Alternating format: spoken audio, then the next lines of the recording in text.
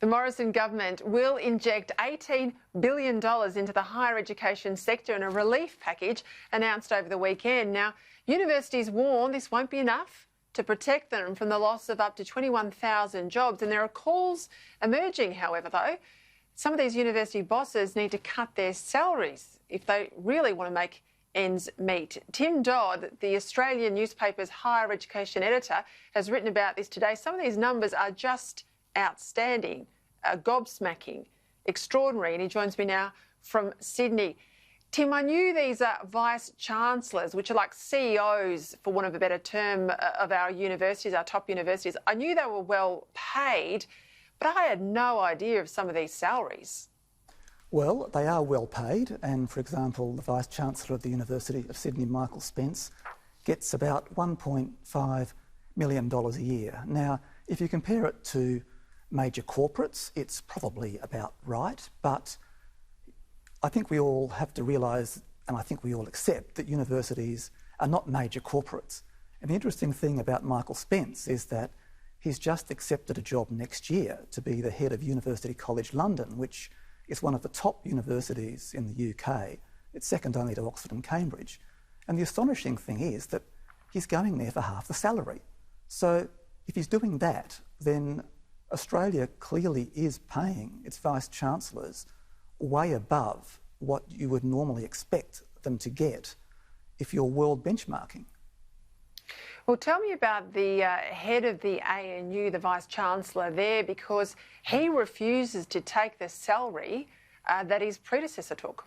Yes, that's Brian Schmidt, who is the Vice-Chancellor of the Australian National University, and of course he is well known as a very eminent researcher. He won the Nobel Prize for Physics in 2011, and then in 2016 he was elevated to be the Vice-Chancellor of the ANU. Now, his predecessor, Ian Young, he was paid nearly $1 million a year. Now, Brian, at the time, he said, I don't want that. I want to be benchmarked according to what my peers are paid internationally, and he was paid less than 2/3 of that amount. And as far as I know, he is the only Vice-Chancellor who has resisted being paid these very high salaries.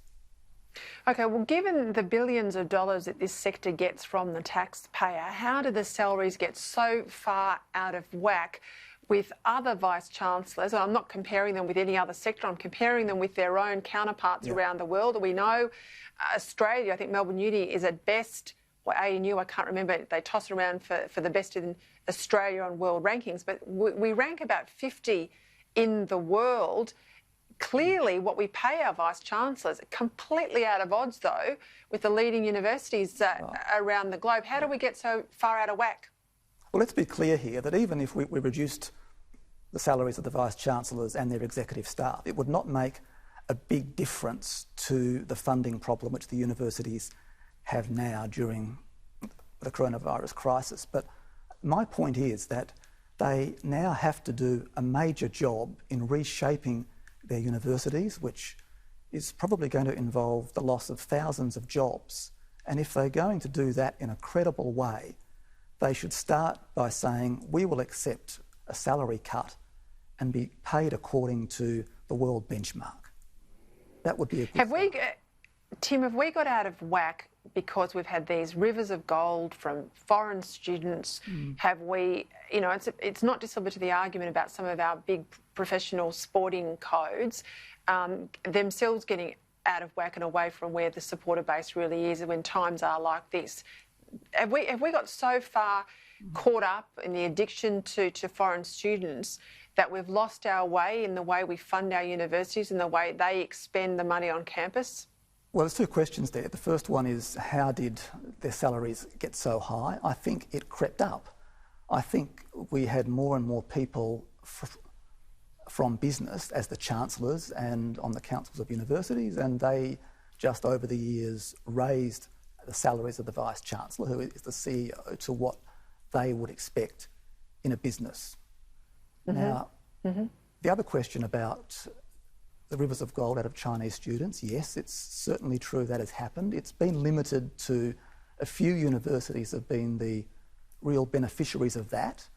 And of course, if there's a lot of money that is flowing in, then it's very easy to spend more as well. And now, of course, a crunch has come. But look, the universities are often heavily criticised for their reliance on Chinese students. I'm not really in that camp. I think that, like every other industry in Australia, education has sold its product to where the buyer is, and that was China. It's just like the resource industry and the tourism industry.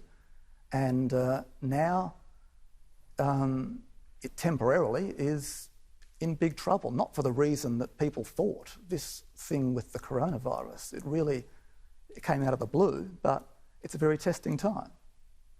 There's also, though, a fair criticism, Tim, about the quality of the outcomes of the degrees that we have Australian students or any student coming through an Australian university attain, how job ready they are, what are the requirements, ATAR scores going in, are they commensurate with requirements we might have had in the past? Are we setting up courses in particular disciplines to make money, or are we fitting a vocational need? I mean, these are all really relevant debates we've got to have as we all, I think a lot of industries, come out of this coronavirus period.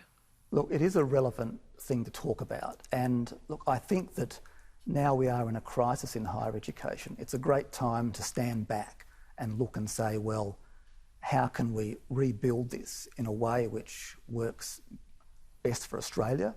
I think that the problem has been not so much in higher education, but in vocational education, which has been left by the wayside as more and more students have poured into universities, because we still need good vocational education. There's no reason for someone to spend 3 years in a degree if they can learn that skill in 1 year in a diploma, for example. And that's the sort of thing which the universities and the government and everyone else in this sector is going to have to think about as they rebuild after the coronavirus. Tim Dodd, thank you very much. I enjoyed reading that column today.